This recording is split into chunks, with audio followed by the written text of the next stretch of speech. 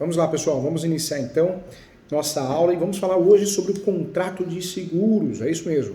Faltam bons profissionais para atuarem nessa área. Infelizmente, poucos profissionais conhecem de fato os contratos de seguro, o contrato de seguro. Então, faltam profissionais que possam atuar com qualidade nessa área. E tem muitas ações que podem sair daí, muitas ações específicas, muitas orientações específicas. Então, peço a você que preste atenção. Muitas vezes nós focamos muito no mercado, no direito, que já tem muita gente atuando.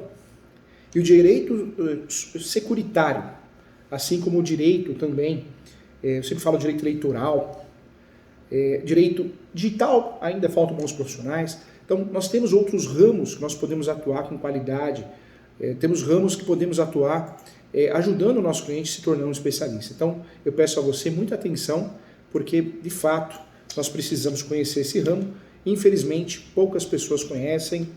Nós temos mudanças, nomenclaturas que fazem a diferença, né? Muitas vezes você conhecer a nomenclatura faz toda a diferença. Então, vamos juntos, vamos construir, sim, um conhecimento técnico sobre esse tema tão importante, tá bom? Quero ajudar você. Vamos lá. Quando nós falamos de seguro, é interessante que o seguro no Brasil, ele veio para ficar, né? O seguro no Brasil começou para bens inclusive veículos, né? Carros. Moto não era tão fácil logo no começo você fazer seguro de moto, mas depois, logo após a compreensão do que era o seguro, como utilizar um seguro, e a questão também da violência no Brasil, começamos a utilizar outros tipos de seguros também. E aí também o seguro de vida, hoje o seguro de responsabilidade civil, também é muito importante falar sobre o seguro de responsabilidade civil, cada vez mais divulgado, estudado. Então nós temos vários temas importantes que merecem uma atenção relacionados a seguro.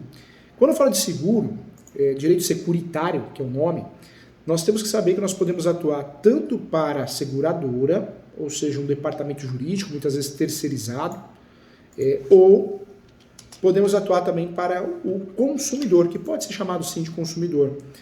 De fato, esse consumidor também precisa de um advogado, uma advogada especialista que domine a área e possa ajudar. Tá? Então, vamos lá, vamos conhecer esse assunto tão importante que é o seguro, o contrato de seguro. Lembra você que o contrato de seguro é estudado sim no Código Civil, é considerado um contrato em espécie, então nós temos o estudo do contrato de seguro dentro do Código Civil, nos contratos em espécie, mas nós temos muitas legislações específicas, né? Inclusive por analogia, por isso merece uma atenção especial, tá bom? Vamos lá, vamos juntos aqui, ó. O que eu quero trazer para você? Há uma crescente necessidade das populações de se manterem em uma situação de segurança e a segurança dos seus bens. De forma casual, o seguro foi utilizado no Brasil, ganhando espaço, e hoje nós temos seguro de casas, carros, saúde também, não podemos esquecer. Conhecer também o seguro de saúde também é importante, também uma área, uma subdivisão dos seguros específica, que faltam bons profissionais, tem vínculo com o direito médico, mas também faltam bons profissionais para atuar. No caso de ocorrência de infortúnios, o seguro está aí para você ser ressarcido, né? Ressarcido e reaver, minimizar os riscos do sujeito. Esse é o grande objetivo do seguro. Então vamos lá, quero trazer o principal aqui, o conceito de seguro. O seguro, gente, pode ser conceituado, conforme eu explico no meu livro, conforme a concepção de cada autor. Mas eu trago no meu livro que seguro é a garantia contra danos. Um terceiro assume a responsabilidade sobre eventual dano de um outro terceiro, né? Então, eu acompanho esse seguro, eu assumo qualquer risco e dano, e para isso você me paga, para que eu possa te indenizar caso seja necessário. Esse é o grande objetivo. Quando nós falamos de seguro, dentre os principais trativistas, temos aí o seguinte conceito, e eu trago isso no meu livro também. Seguro é a compensação, segundo as leis, das estatísticas ou outros dados científicos de um conjunto de risco da mesma natureza, permitindo, mediante remuneração, o chamado prêmio, ou cotização, também o nome que é dado, né? Prêmio ou cotização é o que te recebe, então a remuneração. Lembrando que a indenização que a gente recebe, o prêmio é o que a gente paga, né? Muitas vezes associa prêmio, prêmio eu vou receber, não, é o que você paga. O prêmio é a cotização, é o que você paga. O que nós recebemos, na verdade, é a indenização, para a gente não errar. Pela garantia multa e nas condições também fixadas. Também, inclusive, certas prestações, em caso de realização de uma eventualidade, suscetível de criar um estado de carência. Tá? Então, esse é o conceito principal. Eu gosto muito do conceito também da professora Maria Helena Diniz, que trata de forma simplificada que o contrato de seguro é aquele pelo qual uma das partes, o segurador, se obriga para com a outra, segurado, mediante o pagamento de um prêmio, a garantir-lhe interesse legítimo relativo à pessoa ou à coisa e a indenizá-la de prejuízo decorrente de riscos futuros previstos no contrato. O conceito de seguro segundo o Código Civil, que está disciplinado no artigo 757, tem a seguinte redação: pelo contrato de seguro, o segurador se obriga, mediante o pagamento do prêmio, a garantir interesse legítimo do segurado relativo à pessoa ou coisa contra riscos pré-determinados. Então, está aí o conceito do Código Civil. Quando nós falamos do contrato de seguro, é importante entender também que ele tem características jurídicas. E essas características são fundamentais compreender para poder atuar nesse ramo. Então eu trago a primeira característica desse contrato. E a primeira característica, o contrato de natureza de seguro, é um contrato conhecido sim como bilateral ou sinalagmático.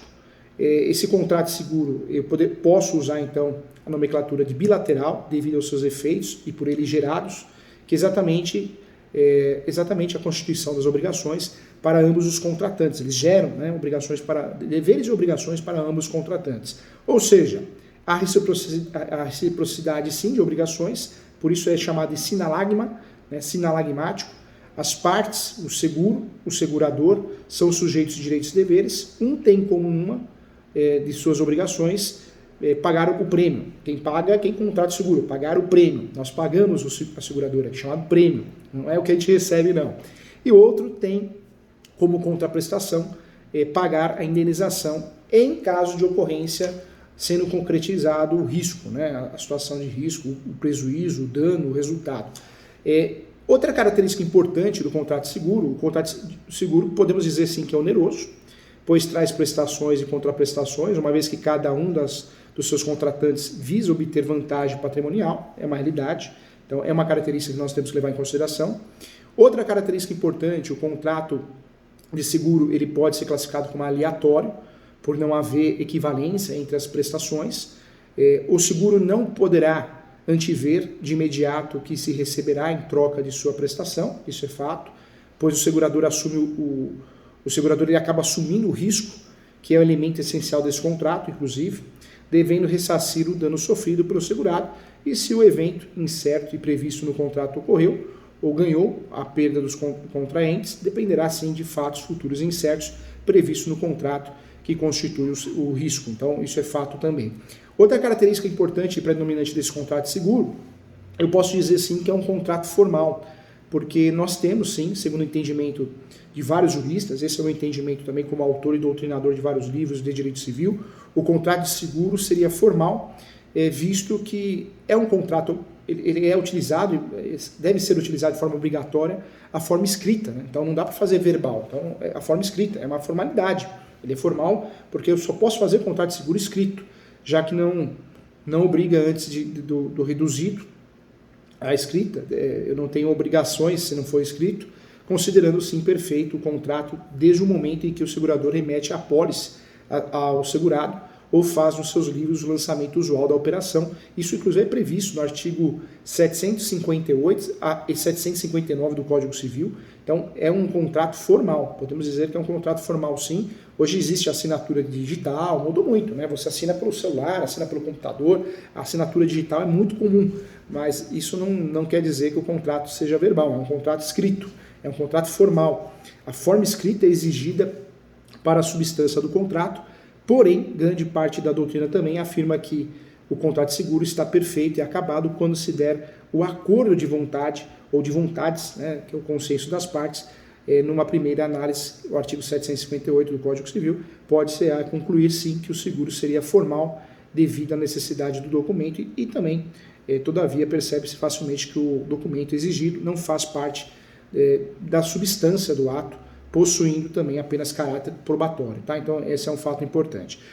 Outra classificação importante, outra característica que eu trago em relação ao contrato de seguro, o contrato de seguro É um contrato, sim, chamado de execução sucessiva ou continuada. Então, veja, esse nome é importante a gente saber para poder entender o contexto contratual do seguro. Temos que ter em mente, então, que o contrato de seguro é de execução, sim, sucessiva ou continuada, fato. Ou seja, é um contrato que tenha isso, ele é destinado, né, de fato a substituir, né, durante um período de tempo, por menos que seja, pois essa proteção e bem o bem, que hoje nós falamos do bem, mas não é só bem, né? O seguro também para a pessoa, pode ser bem ou pessoa. A execução ela é realizada de forma escalonada, né? Sendo necessário que a obrigação do seguro seja satisfeita dentro dos termos convencionados, sempre, ou seja, o carro vai ser pago a tabela FIP, a moto, o caminhão. Se for um seguro de pessoas, vai ser pago o que foi acordado em relação ao seguro. Então, é extremamente contratual, uma relação contratual, sob pena de rescindir-se por tratar de obrigação de trato sucessivo. Os efeitos passados serão mantidos, cessando sim os que decorrerem dali para frente, tá? Também posso dizer sim que o contrato de seguro é um contrato classificado como contrato de adesão. Estamos tão acostumados, né, com o CDC, o Código de Defesa e Proteção, a Lei 8.078, e o contrato de seguro, sim, é classificado como um contrato de adesão, formando-se com aceitação pelo segurado, sem qualquer discussão das cláusulas impostas ou previamente estabelecidas pelo segurador na apólice impressa. E as modalidades específicas ou especiais que de fato são introduzidas, né, são ressalvadas que o segurador insere por carimbo ou justaposição também, outro fator importante que eu queria deixar claro aqui para você. Esse contrato de seguro que nós estamos falando aqui, tudo isso que eu estou falando aqui parece que é uma classificação totalmente teórica, mas não é, são teses práticas, são teses que nós podemos usar nas nossas peças, tanto na inicial como na contestação. Então é importante conhecer esses fundamentos para que a gente possa atuar com qualidade. E aí eu trago para você também, no alicerce do contrato de seguros, nós também temos aí o contrato de boa-fé. É considerado sim nessa classificação um contrato de boa-fé. Inclusive eu trago para você o 765 e o 766, parágrafo único do Código Civil. Pois o contrato de seguro, por exigir de fato uma conclusão rápida, requer que o segurado tenha uma conduta sincera e leal em suas declarações a respeito do conteúdo dos riscos, sob pena de receber sanções e proceder de má-fé. Isso acontece muito, né? Quem dirige o carro é meu pai, é meu filho, é minha esposa, e não é, né? Na verdade, o carro só fica guardado em casa. Então, são motivos para que a seguradora negue o pagamento da indenização. Então, merecemos aí ter um certo cuidado em relação a isso. Vamos lá. Quando nós falamos aqui em relação à má-fé, em circunstâncias que o segurador não pode fazer as diligências recomendáveis à sua aferição, como vistorias, inspeções ou exames médicos, fiando-se apenas uma afirmações do segurado, que por isso deverão, né, ser verdadeiras e completas, não omitindo fatos que possam influir na aceitação do seguro. A boa-fé é exigida também ao segurador, tá? Então é um fato importante. Dentro desse estudo que nós fizemos aqui, da classificação do seguro, e isso é importante para que a gente possa aplicar nas nossas teses, nós falamos aqui das características jurídicas, e as características jurídicas, entender que o contrato de seguro é bilateral ou sinalagmático, que é um contrato oneroso, que é um contrato aleatório, que é um contrato formal, né, e também um contrato de execução sucessiva ou continuada, e também um contrato de adesão e um contrato de boa-fé, nós estamos trabalhando com o alicerce do direito securitário. Nós estamos trabalhando com o alicerce dos contratos de seguro no Brasil, e isso também representa você trabalhar muito bem nas suas ações, tanto nas exordiais, nas iniciais, como nas contestações, tá? Então é importante. Agora eu quero aprofundar juntamente com você, eu quero trabalhar os elementos e requisitos importantes do contrato de seguro. E aí eu trabalho com você o primeiro conceito, que é o conceito dos requisitos ou elementos subjetivos. E aí eu trago que é o segurador. O segurador é aquele que suporta o risco, né? Assumindo mediante o recebimento do prêmio, ele obriga-se a pagar uma indenização. Assim, o prêmio é a garantia pecuniária que o segurado paga à seguradora para obter o direito a uma indenização se de fato ocorrer, né, se ocorrer o sinistro oriundo do risco garantido e previsto no contrato. O risco constituirá, sim, isso é importante deixar claro, num acontecimento futuro incerto. O contrato de seguro é acontecimento futuro incerto, que poderá prejudicar os interesses do segurado, de fato, provocando-lhe uma diminuição patrimonial evitável pelo seguro, né? Esse é o fator determinante do seguro, que é a indenização, ou seja, a indenização é a importância paga pela seguradora ao segurado, compensando-lhe sim o prejuízo econômico decorrente do risco e assumindo na pólice da seguradora a atividade do segurado exercida por companhias especializadas, isto é, por sociedades anônimas, mediante prévia autorização do governo federal. Tá? Então nós temos aí a ASP, a ASSP, 1852, de 74, temos a Constituição Federal, artigo 192, inciso 2, e temos ainda a emenda constitucional 1396, 13 de 1996. A lei também 8.177/91, também é importante falar do artigo 21 do Código Civil, o artigo 757, parágrafo único, ou também as cooperativas devidamente autorizadas, que aí trazemos a lei, que é o Decreto-Lei 73.166, artigo 24, o Regulamento 59.195, também, e porém, tais cooperativas só poderão operar em seguros agrícolas e também seguros de saúde, tá? Então, também um fator importante. Olha quantas legislações nós temos em relação ao seguro. Então, nós podemos atuar para um lado ou para o outro, mas olha quantas legislações importantes nós temos. Então, é importante ficar atento em relação a isso.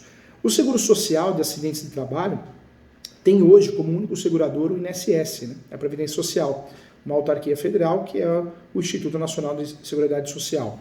Então, está aí como exemplo para você o requisito subjetivo. Já mudando de foco, né? Então trazendo para você agora a questão do segurado. Segurado é o que tem interesse direto na conservação da coisa ou da pessoa, fornecendo uma contribuição periódica e moderada, isto é, o prêmio em troca de risco que o segurador assumirá em caso de incêndio, abauramento, naufrágio, furto, falência, acidente, morte, perda das faculdades humanas, etc.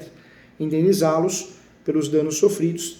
Dessa forma, gente, ao contrário do que se dá com o segurador, qualquer pessoa pode figurar na posição de segurado, sendo necessário, em princípio, ter capacidade civil. Nós vamos voltar nesse assunto também.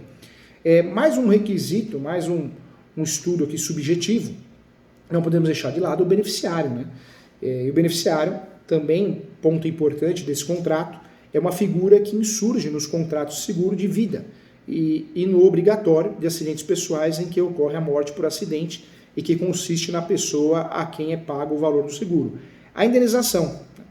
Nos casos em que o beneficiário é um terceiro, ou seja, um estranho à relação contratual, estaremos diante de um caso de estipulação em favor de terceiro. Então fique atento em relação a isso, tá? Tal estipulação ocorre quando uma pessoa convenciona com outra pessoa que considerar, na verdade, uma vantagem ou benefício em favor daquele que não é parte no contrato, ok? Então, outro objeto de estudo. É o que ocorre nos seguros de vida em favor de terceiro. O estipulante acaba ele convenciona com o segurador que, ocorrendo o sinistro, o valor do seguro será pago a um terceiro, e isso é importante, não é qualquer pessoa que pode figurar como um beneficiário. Deve-se observar sempre o artigo 793 e também o 1814 do Código Civil, tá? Então isso é importante também. Quero trazer para você nos estudos objetos subjetivos o co-segurador. O co-segurador também figura importante para que a gente possa aprofundar nossos estudos aqui. O que é o co-segurador, professor Júlio? No caso de seguros vultuosos, então uma obra de arte, tivemos o caso da taça da Copa, né, o troféu da Copa do Mundo. Então, valores irreparáveis, valores vultuosos, pode acontecer sim uma pluralidade de seguradoras. Isso pode acontecer, seguradoras, seguradores. Vários podem dar cobertura simultânea ao mesmo bem, né, ao mesmo risco, vamos chamar de risco, que é o termo correto, configurando sim a multiplicidade de seguros. Então ela existe no Brasil, a multiplicidade de seguros, é muito comum no mundo todo.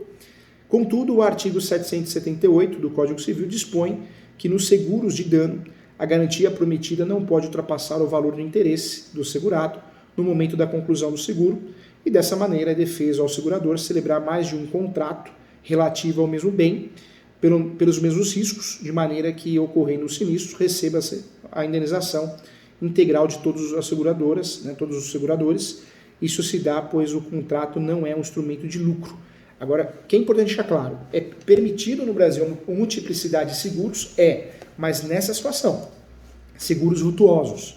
Eu não posso fazer o seguro do meu carro em 5, 6 seguradoras e depois, né, eu sumir com o carro.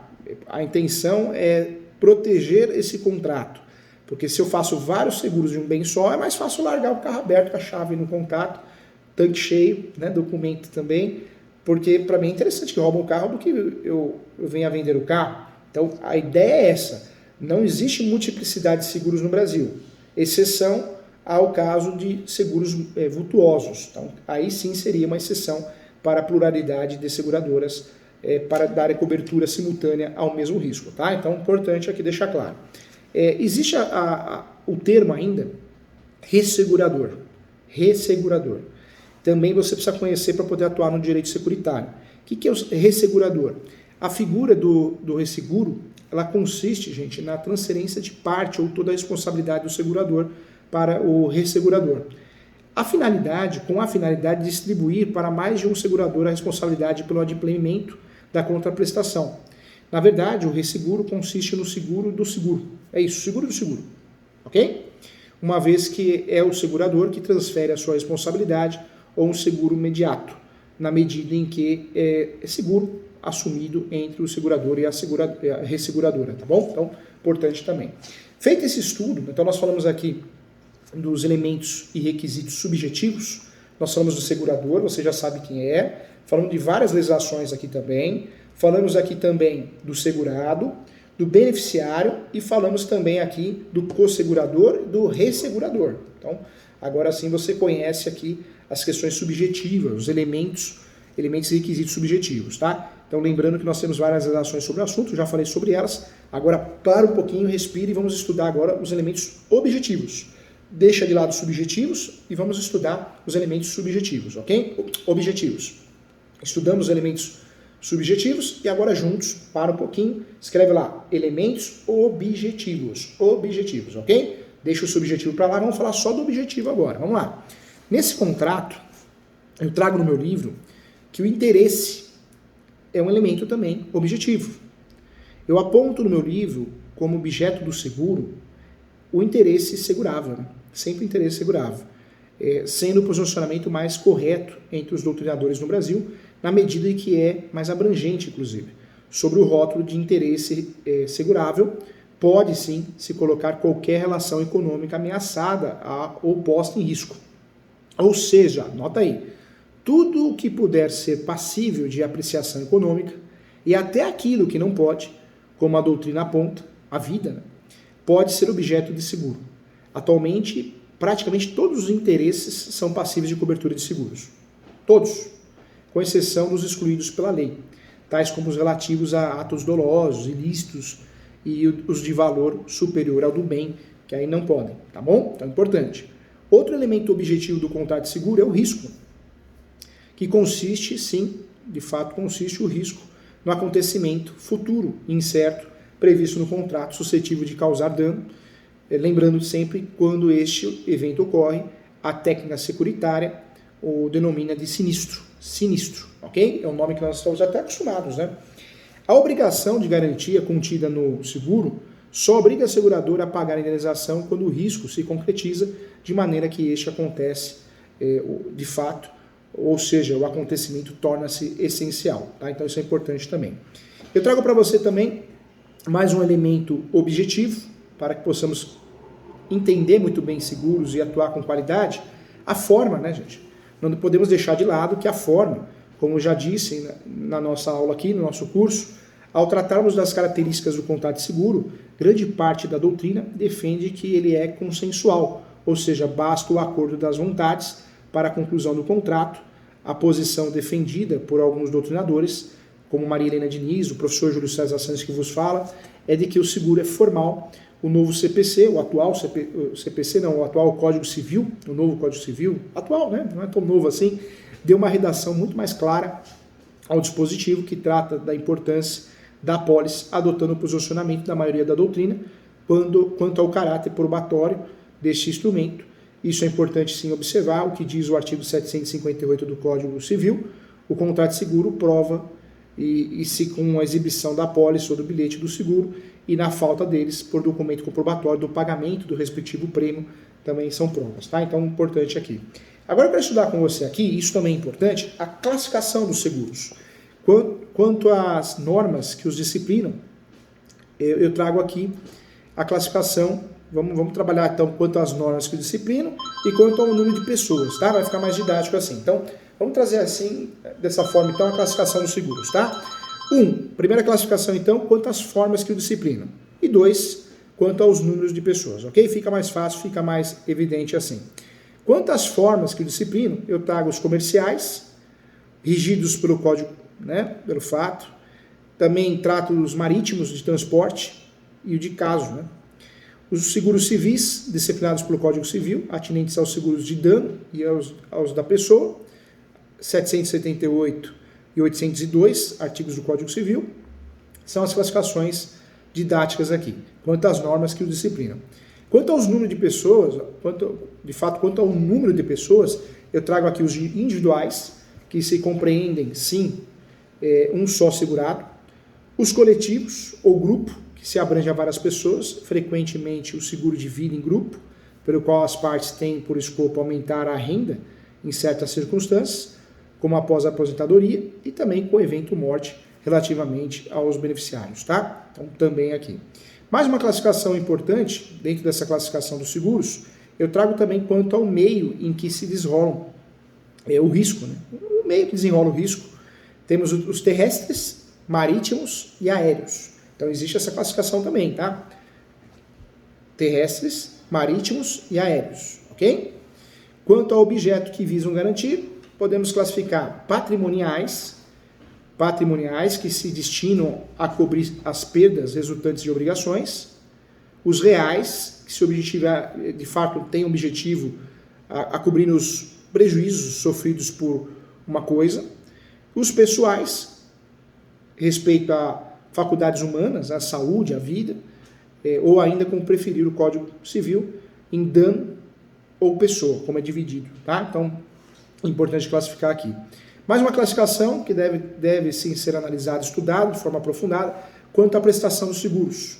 Nós temos então o prêmio, que se referem ao que obrigam ao contratante a pagar à seguradora, seja uma parcela fixa, um valor parcelado, mas um valor convencionado. Os mútuos, como o Código Civil de 1916, né, esclarecia, quanto as obrigações eram recolhidas em função dos riscos verificados, repartindo-se as consequências a posteriori entre os associados mutualistas, né? Então era assim que era feita essa classificação. Mistos, outra classificação importante, que se determinam uma parcela de um pagamento pagar de uma forma fixa ou outra de repique em função do sinistro, a ser dividida entre os mutualistas, como admitia o Código de 1916 naquela época. Então também é uma classificação quanto às prestações dos segurados. Outra classificação que é dada quanto às obrigações do segurador.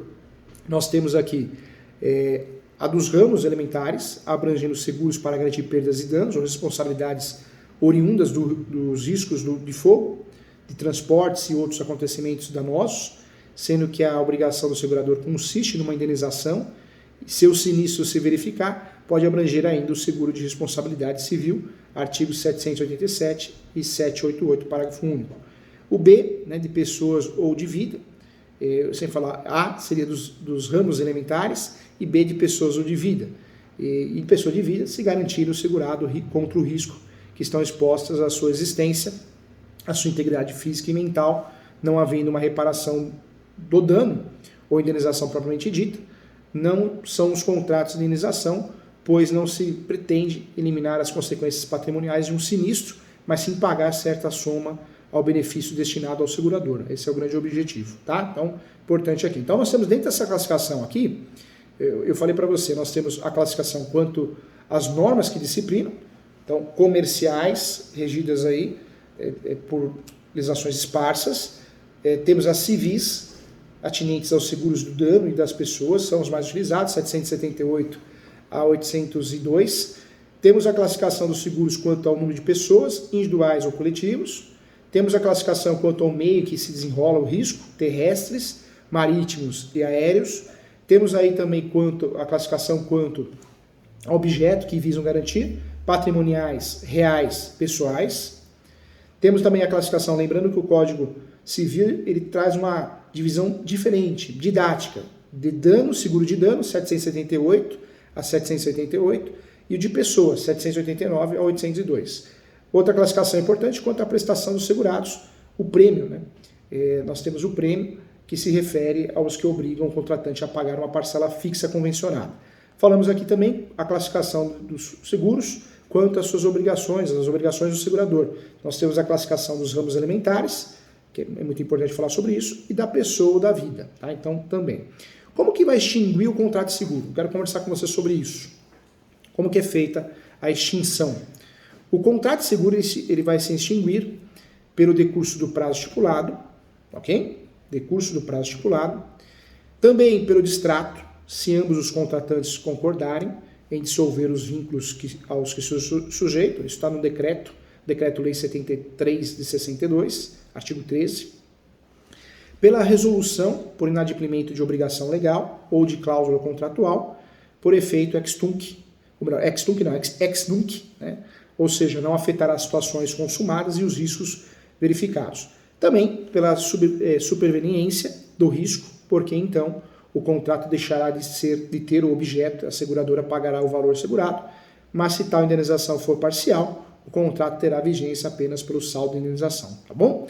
Também é importante falar a cessação do risco em seguro de vida, se o contrato se figurar sob a forma de seguro de sobrevivência. E também pela nulidade que não é causa de que se extingue o contrato, mas apenas torna ineficaz por força de lei, como ocorre em diversos casos. Eu trago como exemplo teses dessas ações. O nome da ação é Ação Declaratória de Nulidade, né? 762, 766, artigo 768 do Código Civil, tá bom? Então, importante trabalhar a respeito desse assunto. Então, a extinção se dá pelo decurso de prazo, pelo distrato, pela resolução, pela superveniência de risco, pela cessação do risco e pela nulidade, que não é caso de extinção, mas é uma forma que torna o contrato ineficaz. E aí fica bem fácil e bem didático. Então, agora sim você conhece a classificação dos seguros de forma mais facilitada.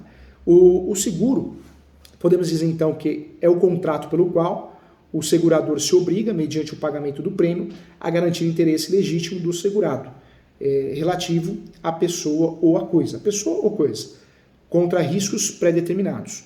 Somente pode ser parte no contrato de seguro como seguradora a entidade para tal fim legalmente autorizada, ok? Comprovação, apólice, bilhete do segurado. O contrato de seguro prova-se com a exibição da apólice. A apólice é o resumo, não é o contrato do seguro, é o resumo, hein? Ou do bilhete do segurado, né? O bilhete do seguro. Na falta deles, por documento comprobatório do pagamento do respectivo prêmio, tá? Segundo a doutrina e a jurisprudência.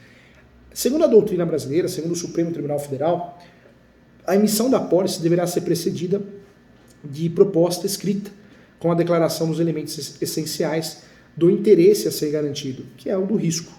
A apólice ou bilhete do seguro também serão nominativos, né? Nominativos à ordem ou ao portador e mencionarão os riscos assumidos, o início e o fim de sua validade, o limite da garantia e o prêmio devido, quando for o caso, o nome do segurado e também do beneficiário. No seguro de pessoas, a apólice ou o bilhete não podem ser o portador, tá? Então não podem ser ao portador, ok? Co-seguro que nós conversamos aqui, quando o risco for assumido em co-seguro, a apólice indicará ao segurador que vai fazer a administração, que administrará o contrato e representará os demais para todos os seus efeitos. Em relação à nulidade, nulo será o contrato para a garantia do risco proveniente do ato doloso do segurado, do beneficiário ou do representante de um ou outro, ok? Também trago para você o pagamento do prêmio. Não terá direito à indenização o segurado que estiver em mora no pagamento do prêmio, se ocorrer o sinistro antes de sua purgação. Então, aquele ditado, né? Professor Júlio, eu estava devendo o seguro, eu não paguei o seguro. Não recebe mesmo, hein?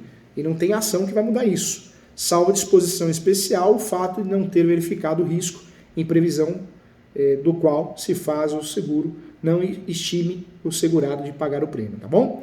Obrigações recíprocas. O segurado e o segurador são obrigados a aguardar, de fato, na conclusão e na execução do contrato, a mais estrita boa-fé e veracidade, já tinha falado isso na aula, tanto a respeito do objeto como das circunstâncias e declarações a elas concernentes, né, de fato. Em relação à declaração inexata ou omissão, se o segurado, isso tudo conforme doutrina e jurisprudência, hein, Superior Tribunal de Justiça e Supremo Tribunal Federal, se o segurado, por si só, né, por si, ou por seu representante, fizer declarações inexatas ou omitir também circunstâncias que possam infligir na aceitação da proposta ou na taxa do prêmio, perderá o direito à garantia, além de ficar obrigado ao prêmio vencido. Olha que problema nós temos segundo a jurisprudência. E também, se na inexatidão ou omissão nas declarações não resultar de má-fé do segurado, né, o segurador terá direito a resolver o contrato ou a cobrar mesmo após o sinistro a diferença do prêmio. Trago para você também informação jurisprudencial, seguro à conta de outrem, tá? No seguro à conta de outrem, o segurador pode opor ao segurado quaisquer defesas que tenham contra o estipulante, por descumprimento das normas de conclusão do contrato ou do pagamento do prêmio. Em relação às obrigações do segurado, também ficou muito pacificado na doutrina da jurisprudência, o segurado é obrigado a comunicar ao segurador, logo que saiba, todo incidente suscetível a agravar consideravelmente o risco coberto, sob pena de perder o direito à garantia se provar que se iniciou de má fé, também não vai receber sob pena de perder o direito à indenização. O segurado, de fato, participará o sinistro ao segurador, logo que saiba, e tomará todas as providências imediatas para minorar as consequências de fato, tá bom? Em relação à agravação de risco, o segurado também perderá o direito à garantia se agravar intencionalmente o risco objeto do contrato. Então, você deixar o carro com a chave no contato, uma plaquinha, está aberto. Um exemplo, né? Também corre o risco de não receber. O segurador, desde que faça nos 15 dias seguintes ao recebimento do aviso de agravação do risco, sem culpa do assegurado, poderá sim dar ciência por escrito de sua decisão de resolver o contrato. Também ponto importante que eu queria tratar com você.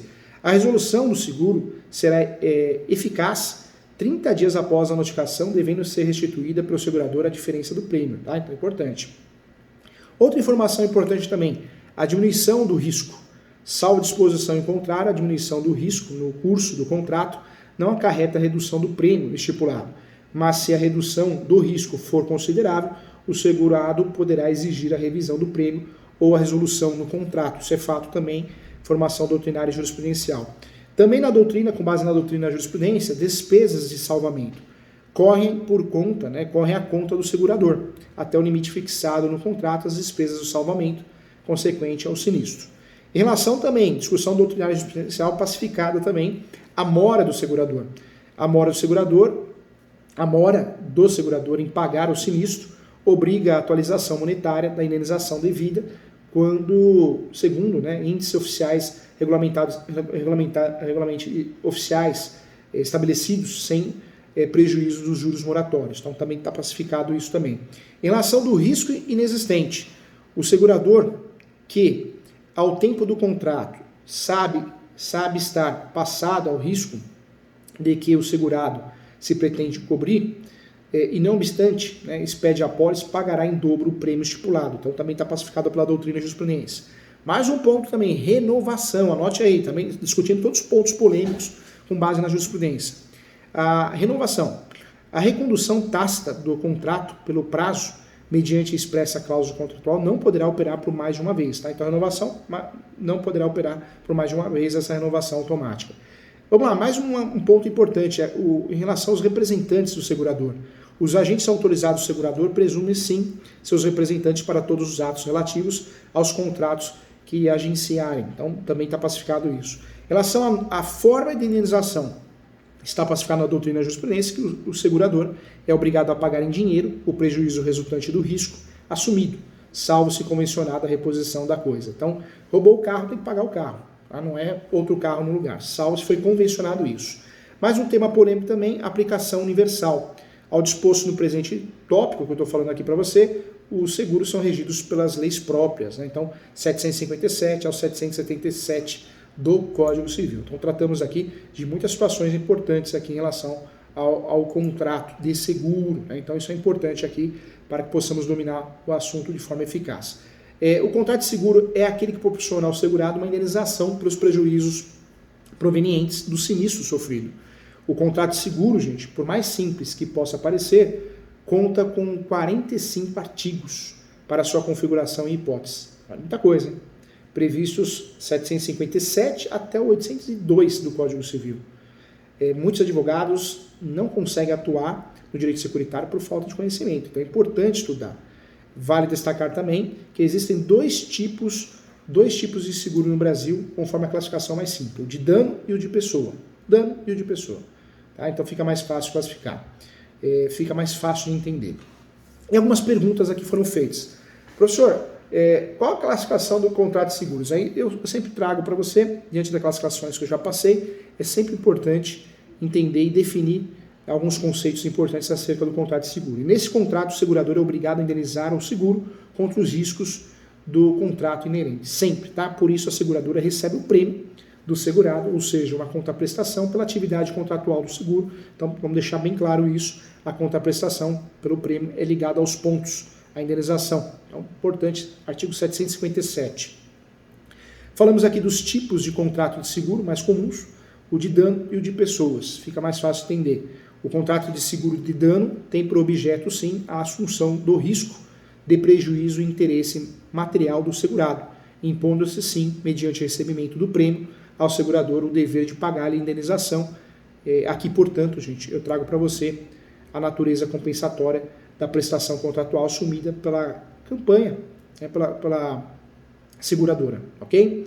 Segundo o gênero do seguro, o de pessoa, é o seguro de pessoa que desdobra em seguro de vida e acidentes pessoais. Então, fica bem classificado assim, e assim nós não erramos, né? Então, fica bem didático.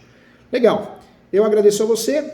Estudamos aqui muitas situações importantes, estudamos a jurisprudência também, para que você possa conhecer um pouquinho mais o contrato de seguro e o direito securitário. Agradeço a você e até a próxima.